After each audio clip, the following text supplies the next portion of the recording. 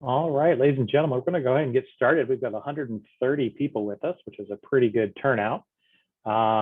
We are here to kind of just give some back to school information, especially thinking about our new families. It's kind of an interesting year if you think about it. Our eighth graders our incoming eighth graders were sixth graders when the pandemic started at the end of the year. So none of our current students at Liberty have gone through a full normal year at Liberty. So just kind of an interesting thing. So it's probably worth talking to everybody about what we do here at Liberty and what we believe in, because it's been so long since we've had what could be considered a normal school year. Okay, let's see here, Stephen. So real quick, most of you are probably familiar with the webinar format by now. But just to relax or let you know you can relax, there is no audio or video on your end. So you don't have to worry about whether we can see you or hear you. You can put some questions or put things in the chat if you would like, and that'll go to us panelists. Later on at the end of this webinar, we'll have a Q&A time. And so you'll notice at the bottom of your screen, there's a Q&A button, and that is a place where you can ask questions. Some of these questions we'll respond to verbally, but we will also probably write some of the answers if they're quick and easy ones. And so we'll get to that a little bit later. Our goal today is to spend about 20 to 25 minutes talking to you about Liberty in the school year, and then give 10 or 15 minutes or as long as you guys need for questions at the end. I would encourage you to save your questions because likely we're going to answer a lot of the things you're going to be wondering about. So jot them down if you want. But hopefully, if we've done a pretty thorough job, you won't have a lot of questions at the end. So real quick, because I always forget to do this, so we made sure to put a slide in. I'm Gary Moeller. I'm the principal here at Liberty Middle School, and I've been at Liberty now for 9 years as an administrator. This is the beginning of my 9th year, I believe. And I've been here for 26 years, so I've been here quite a while. And I have some friends here with me who will introduce themselves.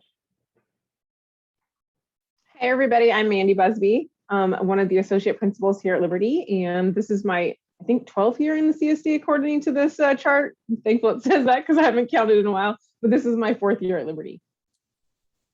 And hi everybody, I'm Stephen Baranowski. I'm the other associate principal here at Liberty. This is year 10 for me in Camas and year 10 for me at Liberty, so I've been here my whole career. The other two people on the slides right here, this is Emily Fitch and Billy McKeithrin. They are crucial to taking care of our students here at Liberty, our school counselors. And so they aren't here on this live Zoom tonight, but you'll likely be hearing from them via email on Parent Square. And if you ever need anything, they're great resources to go to as well. One thing I did also want to make sure we mentioned is that this is being recorded. And so if we say something and you missed it, don't worry, we will put this recording out on Parent Square within the next couple of days once it's processed and ready to go. All right, I'm going to get into what we focus on a lot here at Liberty is pride. And that is our goal, our motto, our philosophy of just creating students and middle schoolers that have a positive, respectful individuals that demonstrate excellence. So you will hear lots of things about pride. We'll review those expectations with students, and you'll even see a lot of pictures on the walls of students who receive our Pride Awards. So it's something we take really serious and spend a lot of time helping our students get to that goal. All right, the daily schedule. This is an example of a 6th grade schedule. So school starts at 9, doors open at 8:30. The kids will roll in and head to their classes. And a 6th grader would start out with their core class, could be math, science, language arts, or social studies. They'll go to first period and then second period core. Then they'll have lunch. We'll talk about what lunch looks like in a little bit. Then they go to their STAR, which is an elective, and then a health fit. And we have a rotating schedule about every other day. It's about 85 minutes. So they'll have like health or PE one day, and then they would have their electives, art, band, drama the next day. And don't worry, we communicate a lot with them about which day it is. It's in their planners, and we'll get them to where they need to go. It only takes a few days, and then the students figure that out.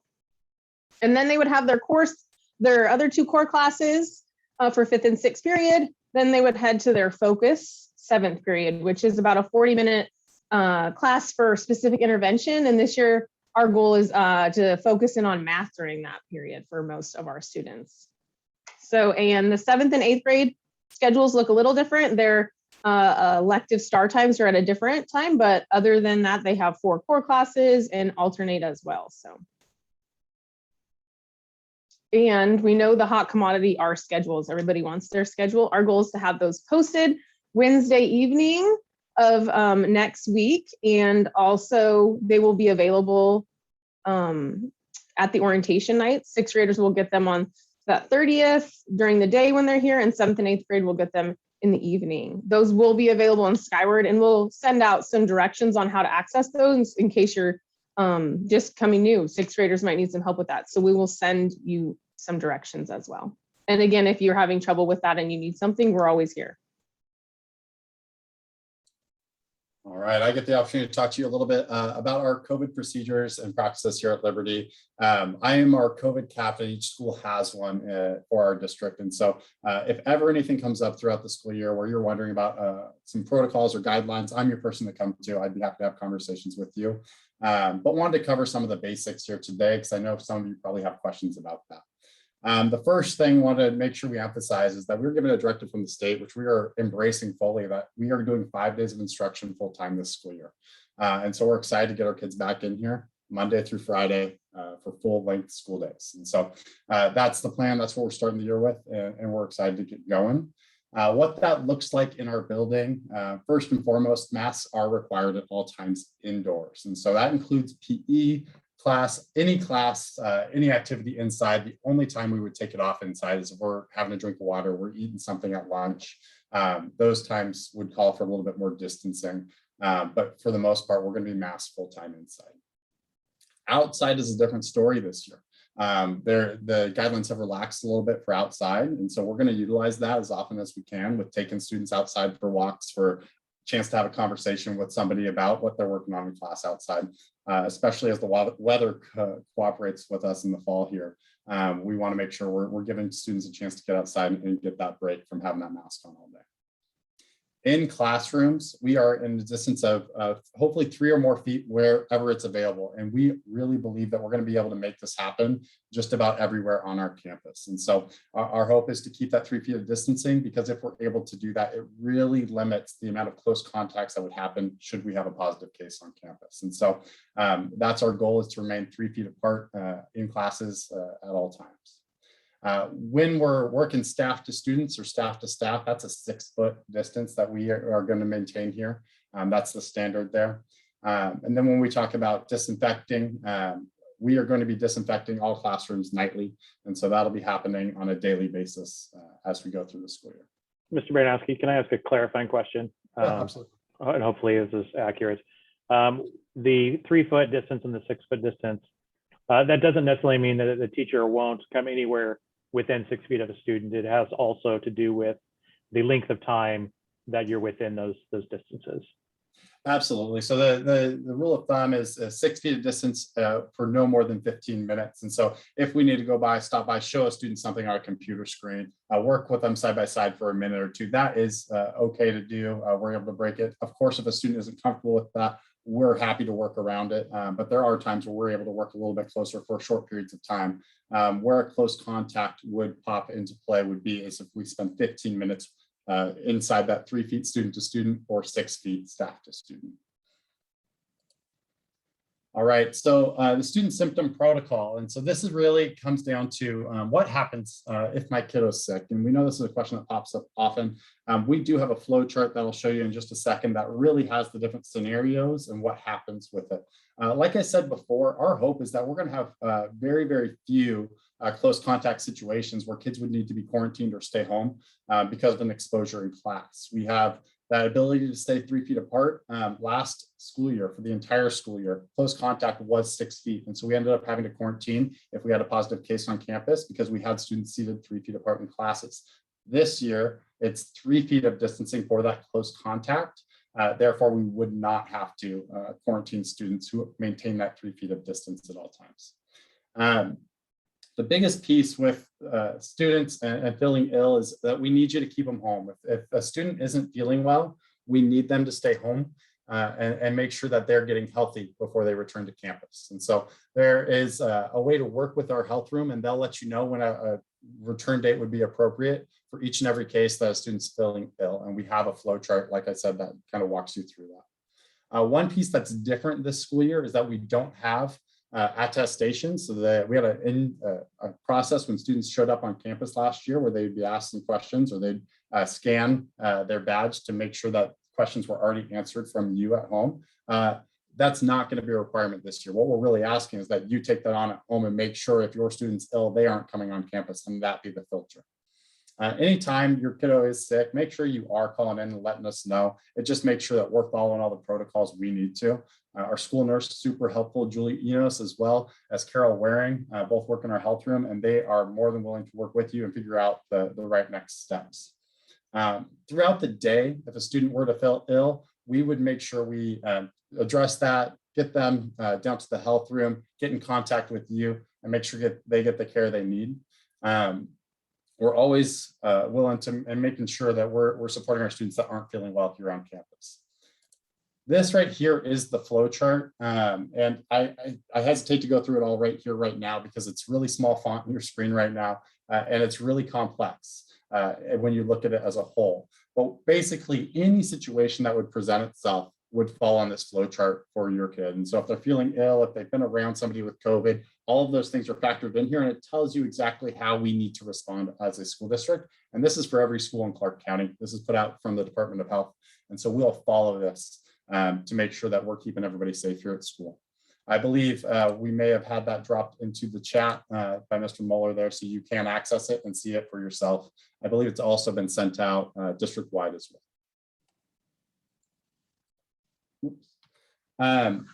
Last thing I want to chat about is drop off. Like I said, attestation looks a little bit different. We're not doing that to start the school day this year. However, we still want to talk about drop off because it's pretty important as you're bringing kids in. And so we have a construction project going on next door. We're loving watching Garver Theater come back to life next door, and we're really excited to be able to get in there and potentially use it later this year. And they're just wrapping up right now, and they actually just repaved part of our parking lot where the drop off happens. It should be a lot easier of a process getting in there than it was last year, because all that fencing is going to be gone. That was kind of impeding traffic a bit. And so there's really two places to drop off. One is that south lot. Please don't drop off at our front doors. With traffic going both ways in the morning, it's not a safe place as kids exit the cars. Use the drop off lot. And then if you would like to, we found Ione Street up on I guess on the east side of our school, on the other side of the soccer fields there that you can see. If you can drop off over there as well, a lot of families started getting into that last year, and it's a lot less congestion back there. It's a little bit longer of a walk for our students, but if your kiddo's up for it, it's a way to avoid some of that traffic in the morning. The other thing I just want to make mention of, if you're going to pick up or drop off during the day, that is when you would come to our main office. And our ask there is we really need you to call ahead before you come pick up your kiddo. That just gives us the ability to make sure we've got them down in the office and ready for you. What we hate is when you show up, we don't know that you needed to pick up your kiddo, and now you're waiting on us to make sure we go and get the kid who might be over at Doc Harris Stadium for fitness or something like that, and it might take a while to get them to you. And so we just ask the more prep you can give us, the more timely we can be, so that way you're not late for any appointments or anything like that. All right, I'm going to hand it back to Miss Busby so she can talk about lockers.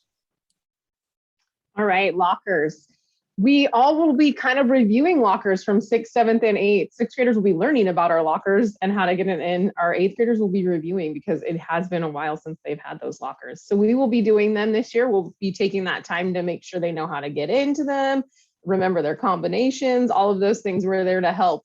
We all have magic locker keys to help them get in even when they can't. So I know sometimes that causes some stress for middle schoolers. So they'll be able to store their backpacks and of course their phones, because remember our policy is bell to bell that we don't have phones out for students. There's a phone available in the office at all times if they need that. So it's a great place for them to put their phones so it doesn't distract them during class. PE lockers, we'll be having those. And again, they'll have the ability to change for their PE. They need to have shoes, shorts or pants, and something to change into rather than the regular clothes, right? Because they're going to be exercising and getting sweaty. So they have their PE shirts as well that they'll be able to purchase in the office. I know Mr. Baranowski said they might be here on time, they might not. So as soon as we get them, they will be available for purchase. And those PE lockers will be handed out once PE class gets going. Those lockers will be handed out during orientation for the academic ones on the 30th. And then the band locker will also have to be passed out when the students are in their band class from Mr. Henyon. He will give those to them and so that they can store their instruments and don't have to lug them all over the school. All right, and lunch. We learned a lot from COVID, and one of those things we learned was Mr. Moeller really loves the 6 lunches that we have, so we're keeping that too, also because of the small numbers that it allows students to have. So 6 lunches 2 per grade, and 15 minutes to eat, 15 to go out for recess. So they do, yes, have recess, still a form of recess in middle school. Some 6th graders are shocked to hear that. They'll have opportunity to get out on the field, go to the library, do some different stuff out there, play some basketball. There will be 6 feet of distances between students with masks off while eating. And there will also be some fun videos coming with these visuals. Mr. Baranowski and I love to make those videos for the students, so they'll be able to see it firsthand. And let's see, tables and chairs in the lunchroom and a hallway. So some students will have the luxury of sitting in the commons, some will be in the hallway. Bonus of the hallway, we always let those ones go first. So they'll get to pick wherever they want to sit this year. That's different from the past. We had assigned seats, but this year they'll get to pick, which I'm sure some of them will be very excited about, getting to sit somewhat near their friends. And then again, just like last year, lunch and breakfast are free. So we encourage all kids who want to eat the school lunch to go ahead and grab that. Breakfast will be available when they get here in the morning. So. And bus information. All right, masks are required on the buses. Students will be spaced out as much as possible, and the windows will be down as often as possible. So make sure the kids are, taking a coat on those winter mornings. And they may not ride home with any other students. So that used to be an option, but last year and this year, they can't really ride home on the buses with anybody. And the bus and start times can be found on the website. And again, if you're having trouble with that, you can always call us and we can help you in the front office. But it's pretty easy. You plug in your house number and it lets you know what time the buses will arrive and drop off. All right, we wanted to take a quick moment and talk to you about a change that happened a year ago, and that is the middle schools in Camas have switched to standards-based grading. And we're gonna have another meeting once the year gets started where we spend a little bit more time on academic, on standards-based grading, which is our way of measuring academic progress. So a couple quick things on this slide, and it's probably too small for you to really read. But on a traditional report card, a kid would get a grade for mathematics, and it could be an A, B, or C. And that's the level of communication that we had to be able to communicate with parents about how they did in the class. With standards-based grading, we have much more power to communicate about the specifics of how a student is doing on a particular topic. So instead of just getting a score for mathematics, and this, I just grabbed this off the internet. This isn't actually what our standards would be. I think these are elementary. But instead, you'd have multiple standards. These are the things that we will be covering and assessing throughout the year. And then you essentially get an individual score on each of those. We don't really want to try to break the idea of an A and a B and a C based upon percentages. But you can see that, like the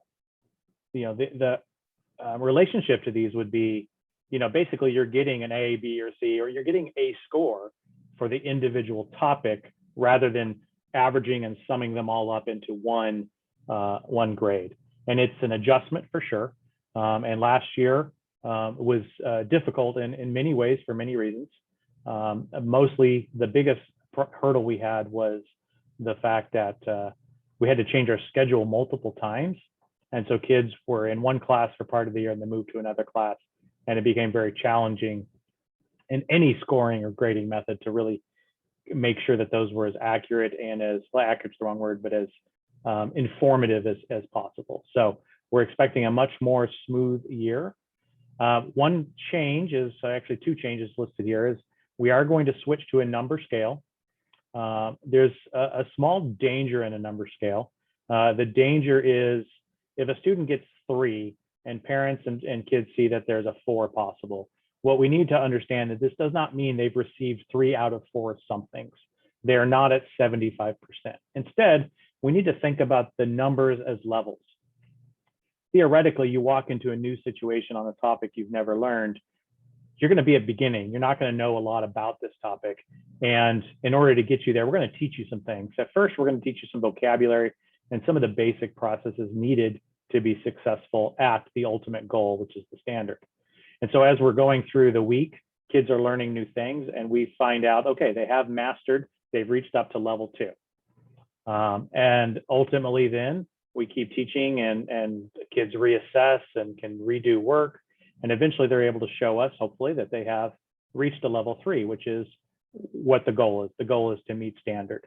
The language here is, if it's too small for you to read, in adult language, it says student independently and consistently meets standard, demonstrates consistent application of skills, and applies concepts and skills. This is the goal and should be celebrated. Student language is, I'm comfortable with the content or skill. I can show my understanding without assistance, and I only make a few mistakes. I'm right where I'm supposed to be. Now, we also can talk about 4. So what is a 4? A 4 is really, I've been able to demonstrate that I can take the standard and apply it in possibly new ways or in ways that weren't explicitly taught in class. The language real quick, just to clarify, is in addition to meeting standard, the student demonstrates deeper understanding of the standard and independently and consistently extends work above and beyond grade level requirements. And so real quick as an example, there's a nice simple bicycle example. Mr. Baranowski, can you go to the next? Thank you. So if a student's going to learn how to ride a bike, the ultimate goal is they can ride a bike on their own regardless of the terrain or condition. But before they get there, they have to learn those basic skills. And so the goal is the kids riding their bike on their own. But at level 2, what are some of those skills needed to ride the bike? Well, one would be maybe they're only able to ride the bike in controlled conditions. So they're really just getting out. And my example is, in fact, you can see it almost in the background here, my daughter's bike. To teach her how to ride a bike, I took her into the gym in a very safe, controlled environment, and we did it there so she didn't have to think about the traffic and sidewalk curbs and things like that. But she is not ready to take the bike out onto the road. I think she is. She disagrees. Maybe they can only demonstrate success with certain bikes. So maybe they're really good on this one special bike, but if they borrow a friend's bike, they can't do it. We wouldn't consider that maybe reaching standard. So you can see that there's the basic skills moving up to the proficient. Now, I'm proficient, and while I can demonstrate a deeper understanding of the standard, I can pop a wheelie, I can jump ramps, I can perform other bike stunts, I can do a mountain bike down a hill. That would show us that not only have you learned how to ride a bike, but you have actually mastered that beyond what we were teaching to. And so that's just a simple way of kind of thinking about how standards-based grading is used at school to communicate with you and the student where they're at in their learning towards the standard. Again, this isn't really new for all of you coming out of elementary school. The way we do it might be a little bit different, but essentially it's going to be very similar as a communication tool that many of you are already familiar with.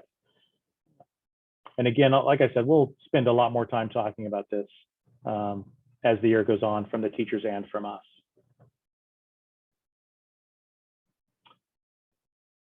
All right.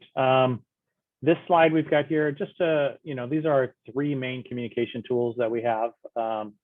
Obviously, you're getting familiar with our it was new last year, Parent Square. That is our new resource for doing kind of mass communication out to students and families. Teachers might use it to communicate with their classes. We use it to communicate things like tonight. Google Classroom, we're all probably very familiar with by this time. This is a great tool that allows teachers to communicate assignments and push assignments out to students. It's a very handy way of organizing all of the sort of online paperwork. And then of course, Skyward might be new to some of you. Skyward is our attendance, it's our student management tool. So this is where we, well, I don't want to get too deep in the weeds here, but essentially for you guys to know, this is where we take attendance. And this is also where we ultimately would communicate about their scores in the standards-based scoring. I will say that Skyward, it's a little awkward to use with standards-based grading, and we will make sure we put out enough communication with you so that you can manage your way through it. And then our ultimate goal is to replace this with something that's much more aligned with standards-based grading.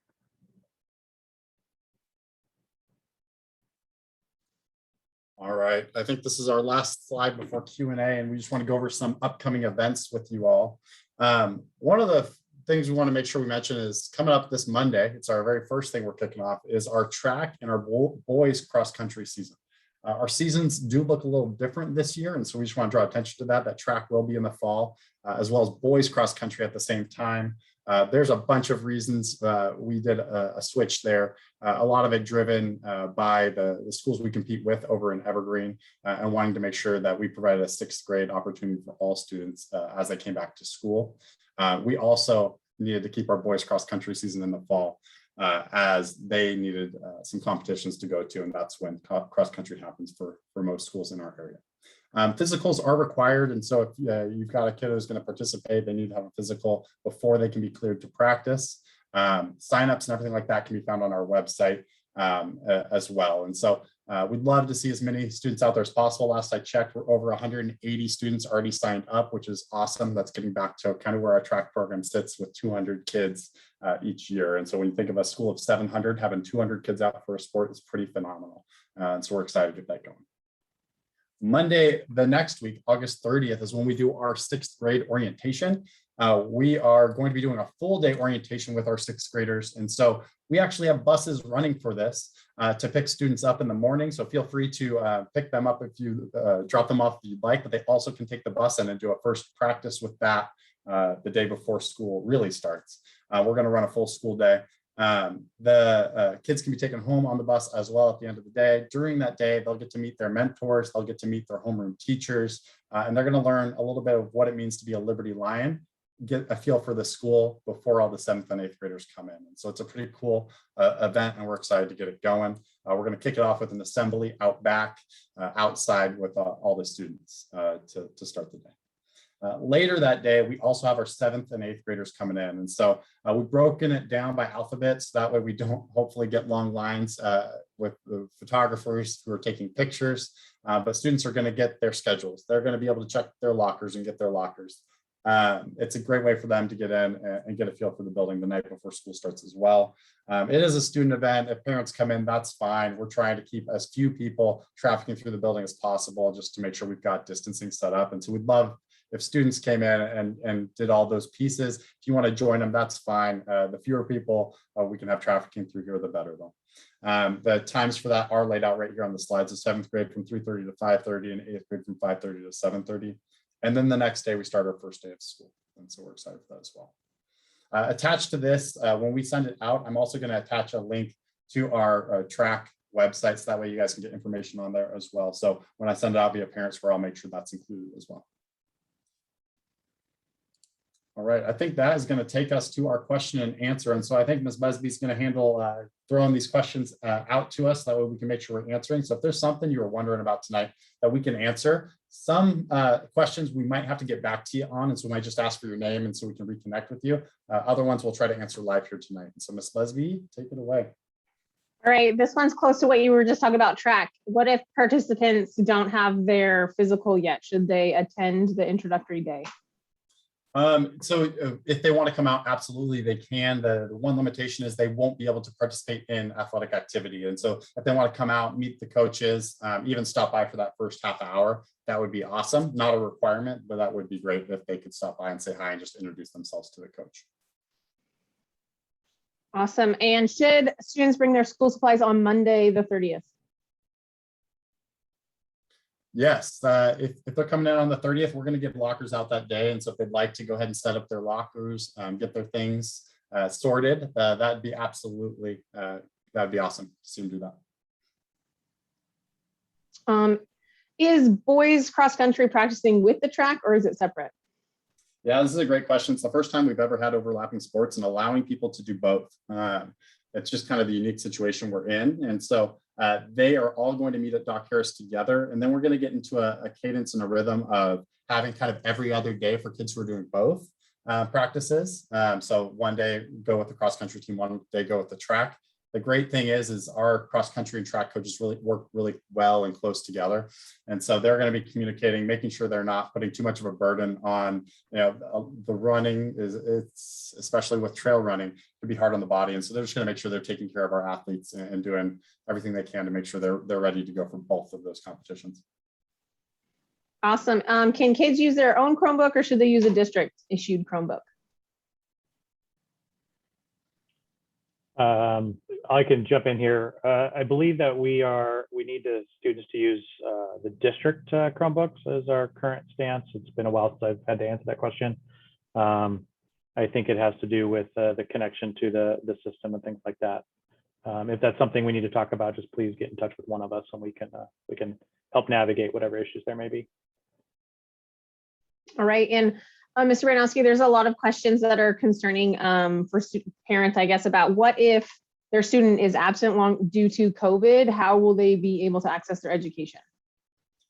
Yeah, and so this is obviously we hope there's not too many instances of this, but if it happens, it's going to be like any other illness where we're going to get connected with teachers and providing that work to students to keep them up as much as they can with what's going on. First and foremost, we want them to get healthy. We want them to feel better. And then we'll do our best to connect with work and to make sure that they're not falling behind in class. But priority there is just going to be making sure they're taking care of their health.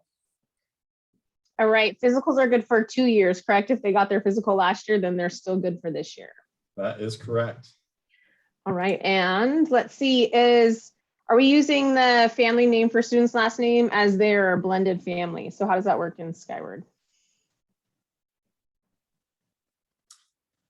I'm wondering the question there. So that each person should be listed by their last name. And so the student should be going by their last name in their Skyward account. And then each parent should be going by their own last name in theirs. So maybe I misunderstand the question a bit there, but everybody will be able to go by their last name. All right, and yeah, Mandy, I'm going to jump in real quick, and we're getting a lot of people putting questions in the chat. It would be a little easier. Don't worry about repeating your question. We will find them. But if you have additional questions you want to ask at this time, please make sure you put them in the Q&A. It's easier just to sort and filter those. Thanks. All right. This one is just recapping on StarFit and health. So the 6-week rotation for health, and then how is the every other day for Star? Yeah, so the way that it's going to work is that on Monday, the student's going to go to their elective class. And on Tuesday, they're going to go to their health fit class during that window that says StarFit. And so they're going to go every other day, first day elective, next day health fit. And then within that, they're in that health fit period, they're going to go to health for 6 weeks in that every other day cadence. And then they're going to go to fitness for their health fit class. And so they'll either be in health or fitness. And then they'll also be in their elective class all year long, every other day. All right, can you kind of give a little detail about the ASB card? Does everybody need it? And then also about getting a bus pass with that as well, if needed. Yeah, so the ASB card wise, students utilize ASB cards for a number of things. We're excited to get a lot of our ASB activities running again. And so if student participated in anything extracurricular, they're going to need an ASB card for that. And so that could mean sports, that could mean clubs, that could mean a whole bunch of different activities we typically have. Intramurals is one of them. Typically when we have dances, which we're not quite sure what that looks like, ASB cards provide a discount on getting into dances as well. We're still figuring out exactly what that would look like. My advice would be is if you're not sure if your child's going to need one, you can hold off and you can buy an ASB card at any point in the year. And so don't worry about jumping on that right now if that's not something your child needs right now. And so just kind of wait and see until something's required that they need it for. And the second part of that, I think, was bus passes. Mr. Muller, maybe you have some more information on that. I just want to make sure we're answering the right question. So obviously, the school buses for Camas are free and nothing is required there. There is a way of getting either a discounted or free, I believe it's discounted bus pass to ride on the local TriMet buses. And you can get a student discount. And so those passes, generally, we don't have them usually to start the year, but they'll be available at some point during the school year.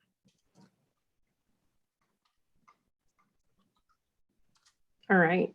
Some of questions about lockers, just reviewing that everybody will be given their locker at orientation or that first day of school. They'll get lots of practice that whole week. We're there to help, and teachers will be there to help them as well. And then everyone can bring their school supplies to put them in those lockers then. That is definitely recommended. What if a kid is just sick with a common cold and it's not COVID? Maybe reviewing some of that. Yeah, so as you look at that flow chart that was in the chat, it defines the symptoms that are correlated with COVID that would cause a student to need to stay home. And so in that, you could find exactly how long a student would need to stay home. And this is where we really want to work with you. And we want to be in conversation. We appreciate keeping students home when they are sick, especially given the circumstances we're in. And so just making sure we're doing that. And then we will support you in finding out exactly what that means as far as how long a student might need to stay home for. All right. I'm seeing questions. No, it's okay. I'm seeing questions about the orientation. So I want to just clarify what's going on next Monday. I'm sorry, 2 Mondays from now, the 30th. So the web is poorly named for this year, but WEB stands for Where Everyone Belongs. And it is our mentorship program that we have. So we have our 8th grade students who are identified as web leaders. And they will be working with our counselors and all of our 6th graders in the morning. This is just a 6th grade. It's geared strictly, specifically for 6th graders. And so that will happen. The web specific presentations and activities will take them up through lunch. And then at lunch, they're handed off to their 6th grade teachers, where they'll get to know their teachers. They'll get their schedules at that point. They'll get an opportunity to get their picture taken and tour the school and miscellaneous other things. And then their day ends at 3:30, and we'll have buses available. The buses are using that as a practice day. So the bus routes are going to run at the normal times. So if you would like your child to ride the bus, you kind of get a practice on the bus with only 6th graders on it, then that's a great opportunity. You are welcome to drop your kids off. Again, we'll start at typical start time at 9 o'clock. So hopefully you received all of this information through a Parent Square message. It's all been detailed on start times and things like that. Kids can bring their own lunch, but we will also be serving lunch in our commons as much like a typical school day. Later in the day for our 7th and 8th graders, we have a little bit more informal open house. And this is really an opportunity where the kids, and we, again, sent that information in Parent Square. We asked that you kind of stagger your arrival by last name. So we had asked that our 7th graders are from 3:30 to 5:30. And ideally, we have the first half of the alphabet, A through L, coming for the first hour, and the second half coming for the next hour. And 8th grade goes from 5:30 to 7:30. Again, A through L for the first hour. And then the second hour is the last half of the alphabet. And again, this is the time for them to meet their teachers, get their lockers, get their schedules, walk around the school a little bit. It's much more informal. And I see a question about are parents supposed to come or can they come? And again, parents can come. There will be really no activities for parents. This is sort of our replacement for that this evening tonight. And, but there'll be the option to pay fees if you need to pay in cash or check. If you want to pay a fee with a credit card, it has to be done online. And there is no fee this year for using the online payment system. So I think I saw a question is, hey, my kid's new, can they come to the morning part if they're a 7th grader? And the answer is it's not really designed for them. And your counselors should be meeting with you and sort of giving you a private tour. So if you haven't had that private tour yet, or if you haven't met with your counselor, they're busy making those appointments right now. And hopefully that covers a good portion of it. Again, Parent Square is where you're going to find the most up-to-date information. And trust me, I have a daughter in the district, and the Parent Square messages at times can be overwhelming, and we understand that, but that's still our best way of communicating with you all of the important information you need. I know we had a question about a 504, students with 504s. Teachers will be notified of those 504s, but if you have questions or concerns, counselors are always there, and an email to the teachers when you have their schedules is always welcome. The more we know about your student, the better. Mr. Baranowski, there's one about band and choir safety regulations. The protocols for band and choir. So that shifted quite a bit last year throughout the year. And we did just receive guidance on that for this school year. And so band is going to be able to play indoors with 3 feet of distancing. And they have 2 options. One, they can play with a mask on that has a slit cut in it where they could play their instrument through, or they can drop their mask, play their instrument with a bell cover on the instrument in band class. Choir class, if they are inside, they need to sing with masks on. If they go outside, they're able to sing with masks off with distancing in place. And so that's where we sit for protocols for band and choir. I'm going to jump in and talk. There's a question about Wednesdays and early releases. And so at elementary schools, every Wednesday is an early release. And that is the time when teachers get to do professional development and planning together.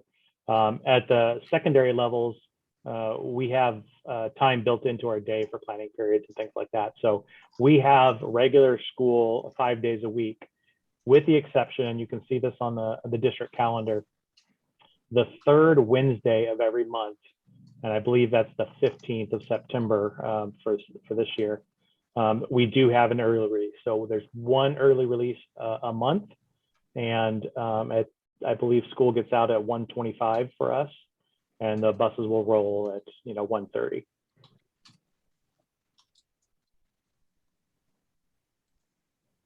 Mr. Baranowski, looks like there's just one. Do we need to buy student planners this year? Yes, we are doing planners this year. The planners, what we're really doing this year is focusing our Monday time during our advisory on organization this year. We know that's a skill that our middle schoolers desperately need. And we saw the benefits of doing a lot of that organizational work, honestly, when kids were in online learning. We're going to take some of those things that we learned and apply them into our Monday advisory classes to help support our kids with their executive function, with organizing themselves in their days. I'm seeing a question about lockers and distancing, and that is a really good question. We did not use our lockers last year, and that made distancing much simpler. So a couple of thoughts on this. Number one, we've never had expectation that kids go to their locker between every class. What we would hope, if you recall the schedule that we showed, usually the classes come in blocks. So they might have 2 core classes together, and then they go to lunch. So the idea would be they'd get their stuff and keep it for the first 2 classes, and then they'd go to their locker. We're going to talk with teachers. Teachers are back next week for professional development. And so we will be working with them to create a system where we try to keep limited kids in the hallways going to the lockers at the same time. And the guidance, again, does talk about 15 minutes as a close contact. And so our expectation would be we're not hanging out at our lockers. Lockers are a school tool, and we'll use those to store things and then move on to our next location. So this is one of those things we're going to kind of maybe need the kids here to figure out the exact perfect system on how it's going to work. There's a question about Spanish. We do have Spanish for 7th and 8th grade. Spanish at the middle school is a 2-year class, so it's a 2-year commitment. And the reason for that is because of our elective schedule. Since they have an elective every other day, within a 1-year time period, they would essentially have a little bit more, but about a half a year of time compared to if they had it every day. And so it's a 2-year commitment, and kids were able to forecast for Spanish at the 7th grade back in the spring, and those classes have been filled. And kids who started in 7th grade will roll up and are automatically enrolled in 8th grade unless they've asked us to do something different. There's one question that I wanted to mention in the chat, that just asking what a physical is for sports. And so as you come into the middle school years and high school years, if you're going to participate in a sport, we ask that you have a physical done with a physician to just make sure that the student's ready to go and healthy, ready to take part in one of the sports. And so we have to have that done once every 2 years. And once the student's cleared, they're good for those 2 years. And so it's just a good way to make sure that physically kids are in a good place before they start with some activity. All right, and a last one. Are you going to get that, Mr. Mueller? No, I was going to address something else. Please go ahead. Oh, just asking about new kids, 6th graders worried about bullying, and what do we do to address that here at Liberty?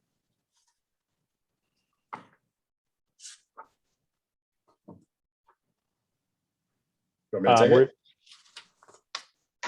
So at Liberty, honestly, yes, we absolutely do address it. What we know is that middle school years are tough. Kids are figuring themselves out. And for the most part, we have great kids who make great decisions. Every once in a while, kids do make poor decisions, and we want to work to mentor them along when that happens. We also want to make sure we're being responsive and creating a safe environment for all students. And so what we really are trying to promote is a culture where students can talk to us and let us know when things are going on, talk to their teachers, let them know, other classmates, and really create a community that cares about one another. We do community building in classrooms around restorative practices and building that classroom camaraderie and those relationships. And we want students to know that we're here for them and we're going to support them. And we're also going to hold them to the expectation that you treat each other with respect, that you are kind to one another. And so when those things pop up, we definitely do a lot of work with those students who are making a poor decision. And so it's not something we like to see around here. We know it happens from time to time, and we address it when it does. There's some soccer fans out here wanting to know when the soccer season starts. Yeah, the soccer seasons, we're very excited. We thought it was just going to be 7th and 8th, and we were able to do 6th, 7th, and 8th grade soccer. And so we have soccer starting in season 2, which is kind of October, November, December time.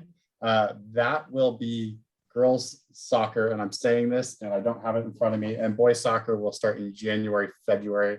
And if that is backwards, I will let you know before we get off here.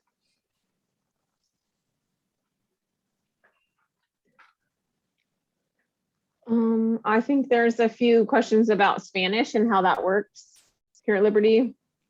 Yeah, I see the one question there about took Spanish at 7th grade at Odyssey, wanting to make sure they get it 8th grade at Liberty. That is absolutely what we will do as they transfer in. And so if there's any concern with that, you're not seeing it on their schedule when you get that, just please send us an email. We'll make sure that gets put and gets corrected. They'll transfer right over to our Spanish class. There's a question about any updates on a search for a new superintendent with Dr. Schnell leaving. Currently, if you probably know, we have Doug Hood as our interim superintendent, and I'm not 100% sure what that timeline is, but as of now, I think they're in just the beginning stages. It's hiring for a superintendent in September for somebody who's going to start in June, that we've got some time. So I think they'll do a good search. And so we'll start to see information about that fairly soon, I would think.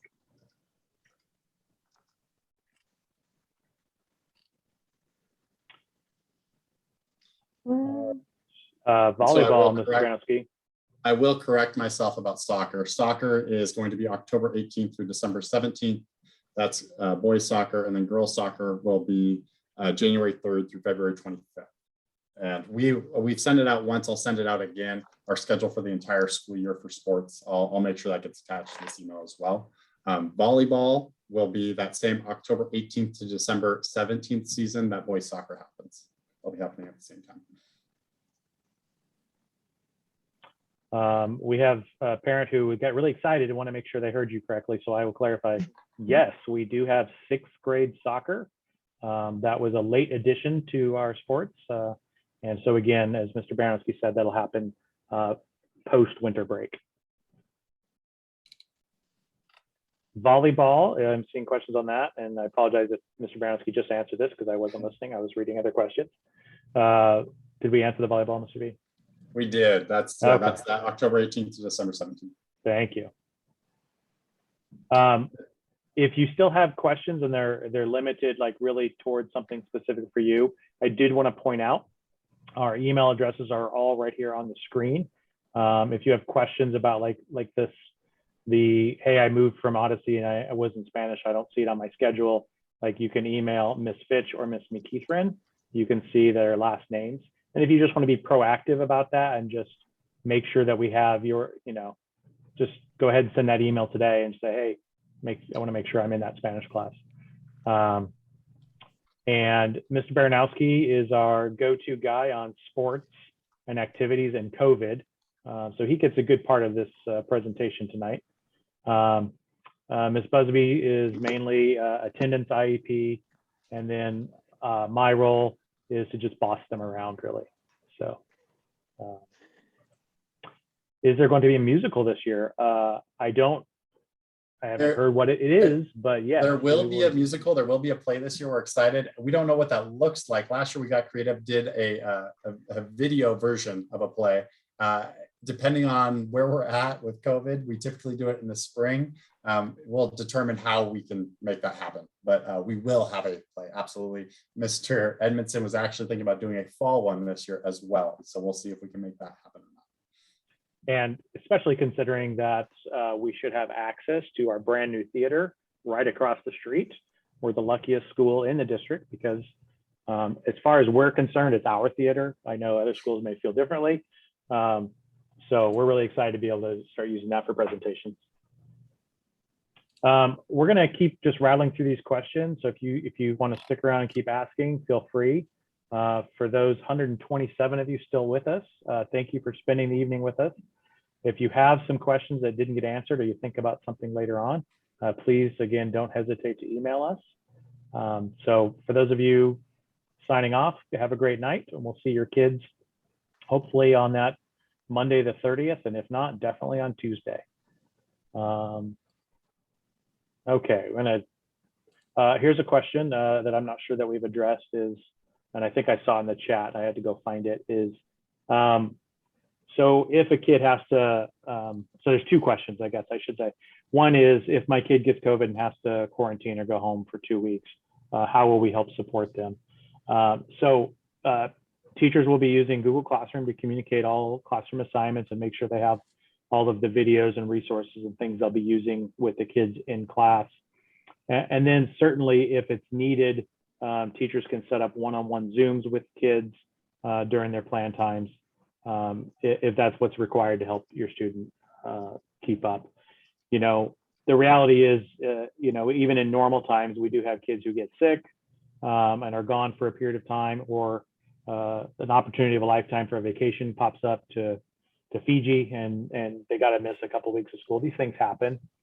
And so we'll be addressing them much like we have in the past, with the exception of we do have much more familiarity and capability with Zoom these days. And so that option of still meeting with your teachers is there. And then in terms of going to virtual learning, if there's a COVID outbreak, that isn't something that we've really been discussing or preparing for, but we do know how to do that if the time comes. I don't expect that to happen. We had great success last year with students following the mitigation strategies. We had very few cases on campus, and those that we did, we had no confirmed cases of any transfer on campus. So obviously, once the school year gets going, we'll start preparing for those contingencies, but that's not something we're really prepared to talk about at this point, or frankly, be too concerned about. So one thing, I see a question about the buses here. If a bus is consistently full with distancing not possible, how will that be addressed? If the past year is any indicator, most of our buses, I can speak mostly to them leaving school and being picked up. Most of our buses are not very full. There is one or two buses that get kind of full. And the way to think about this, the way it's been communicated is kids get on the bus and they have to be within a close contact would be within 3 feet of each other for more than 15 minutes. For the most part, kids won't be on the bus. Obviously, those of you out at Fern Prairie are probably smacking the computer mad at me right now because that's clearly more than 15 minutes. But most of the kids are off the bus pretty quickly. And as they start filtering off, then yes, your kid might be on there for 15 minutes, but the kid they were sitting next to was only on there for 5. And so that is how the close contacts will work on a bus. Now they do, at least they did last year, and I'm not sure. I didn't hear the slide when Mandy talked about the buses. But assuming they have assigned seats, then once again, if we need to do a close contact drill or close contact check, we'll know the name of a kid. We'll go to the buses, check the assigned seats, and we'll know who sat within them, and then we'll know who to contact about being in close contact. And I'll just add that transportation did a great job last year of making sure that family members sat together and people who were already close contacts outside of school were together. So that way, if there were anything to happen, that it was students who were already close contacts with one another. Also paid attention really closely to how kids got on and off the bus, and that you would load each seat and then add a second student to those seats. Just some strategies they implemented were pretty effective last year. And then of course, keeping those seating charts that Mr. Mueller just talked about in case we do need to get in contact with anybody. Okay, so again, we've got about 85 people hanging out. We're kind of out of live questions to answer. I'm going to go through the chat one time real quick, make sure we got those questions. Again, they're harder to filter. Mr. Baranowski, there's a question about physicals here. Again, I'm not sure if you addressed that. Yep, that'll be something you do with a physician. There's a form that we have as you sign up that you can take to your physician, but they also typically, doctors have those on site to do that. There's a question popped in right now. How do kids get to and from track? And so it's just at Doc Harris and it's just next door. And so they walk over after school gets out. And then we ask that they get picked up from Doc Harris when practice is over at 5:30. When they compete with other schools, we have a bus to and from school, or sorry, to and from the meet. So that way they can come back to Liberty and you can pick them up here. Track meets specifically, did you answer that, Mr. Baranowski? Yeah, I'm clearly not listening to you. No, we're being flexible with parents taking and picking students up from track meets. And so if you would like to transport your student to and from meets, we completely support that. And so what we would just want to know is that your student is doing that, so that way we're accounting for your student, making sure that we know they're going to be in safe hands and heading out with you.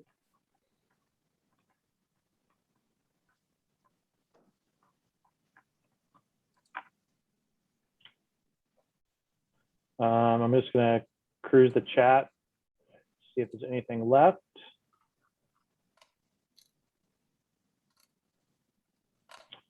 All right, I think we've answered everything. If we haven't and you're quickly typing something in, please go ahead and do it in the Q&A at this time. And we'll go ahead and sign off in about a minute if we don't have any new questions. I want to thank you all for spending the evening with us. And hopefully we've answered your questions. If not, please feel free to email us. We are here and around and happy to take a break from planning, from professional development to talk about kids. So please, if you need anything, if you need a private tour, if you're a new student and you really want to see the school, again, get in touch and we will take care of you. All right, I think we're going to sign off now. Thank you, everybody, and have a great evening, and we'll see you soon.